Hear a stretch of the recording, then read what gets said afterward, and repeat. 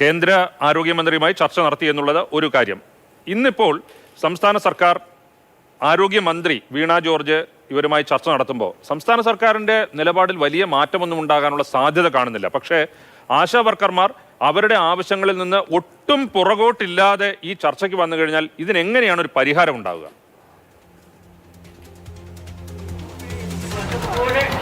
രാജീവ്, ആശാവർക്കർമാരുടെ നിലപാടിൽ അവരും അതോടൊപ്പം തന്നെ സർക്കാരിൻ്റെ നിലപാടിൽ അവരും ഉറച്ചു നിൽക്കുകയാണെങ്കിൽ ഈ സമരത്തിനൊരു പരിഹാരമുണ്ടാകില്ല. ഇത് തുടരും. ഇന്നിപ്പോൾ അനിശ്ചിതകാല രാപ്പകൽ സമരം 53-ാം ദിവസവും നിരാഹാര സമരം 15-ാം ദിവസവുമാണ് തുടരുന്നത്. ഇതിനിടയിൽ 3 വട്ടം ചർച്ച നടന്നു. പക്ഷേ ആ ചർച്ചയൊന്നും വിജയം കണ്ടില്ല എന്ന് മാത്രമല്ല, ഇവരുടെ ആവശ്യങ്ങളിൽ ചർച്ച നടന്നില്ല എന്നുള്ളതാണ് ഇവരുടെ ഏറ്റവും പ്രധാനപ്പെട്ട ആരോപണം. ഇന്നിപ്പോൾ കേന്ദ്ര ആരോഗ്യമന്ത്രിയുമായുള്ള ചർച്ചയ്ക്ക് ശേഷമാണ് വീണ ജോർജ് ഇവരുമായി ചർച്ച നടത്തുന്നത്. ഇപ്പോൾ ഇവരുടെ പ്രതീക്ഷ എന്ന് പറയുന്നത് ഒരു പൂർണ്ണമായ 21,000 രൂപ ഓണറേറിയം വർദ്ധിപ്പിക്കുക എന്നത് സർക്കാരിനെ സംബന്ധിച്ച് നിലവിൽ പ്രായോഗികമായ കാര്യമല്ല.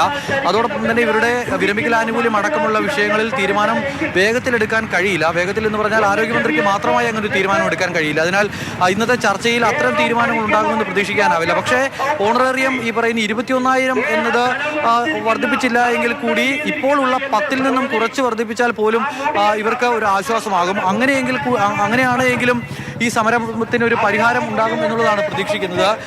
നിലവിൽ 3 മണിക്ക് മന്ത്രിയുടെ ചേംബറിലാണ് ആ ചർച്ച പറഞ്ഞിരിക്കുന്നത്. അവിടേക്ക് ആശാവർക്കർമാർ മാത്രമല്ല CITUവിൻ്റെയും INTUC-യുടെയും പ്രതിനിധികൾ ഉൾപ്പെടെയുള്ളവർ ഈ ചർച്ചയ്ക്ക് എത്തുന്നുണ്ട്. അപ്പോൾ അവരുടെ എല്ലാവരുടെയും സാന്നിധ്യത്തിലാകും ചർച്ച. അവരുടെ കൂടി അഭിപ്രായങ്ങൾ കേൾക്കും. ഇന്നത്തെ ചർച്ചയിൽ നിങ്ങൾ എത്രത്തോളം പ്രതീക്ഷ വെച്ച് പുലർത്തുന്നുണ്ട്? ഞങ്ങൾ 53-ാമത്തെ ദിവസമാണ് ചർച്ചയ്ക്ക് വിളിക്കുന്നത്. 3-ാമത്തെ തവണയാണ് ഈ ചർച്ച.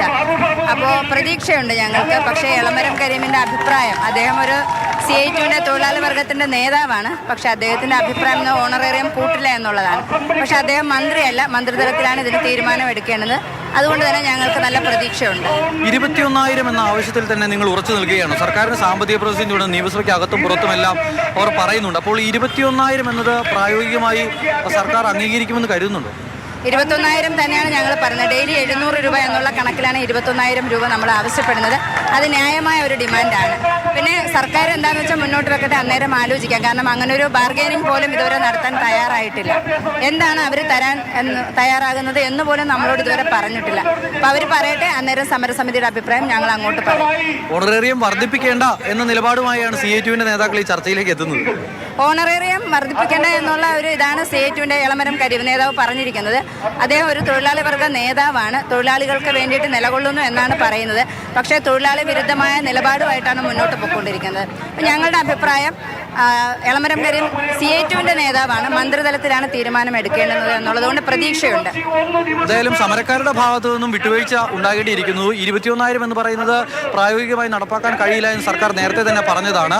എന്നാൽ ഇവർ ഇത്രയും ദിവസമായി സമരം ഇരിക്കുന്നതാണ്. ന്യായമായ ആവശ്യങ്ങളാണ് ഇവർ മുന്നോട്ട് വയ്ക്കുന്നത്.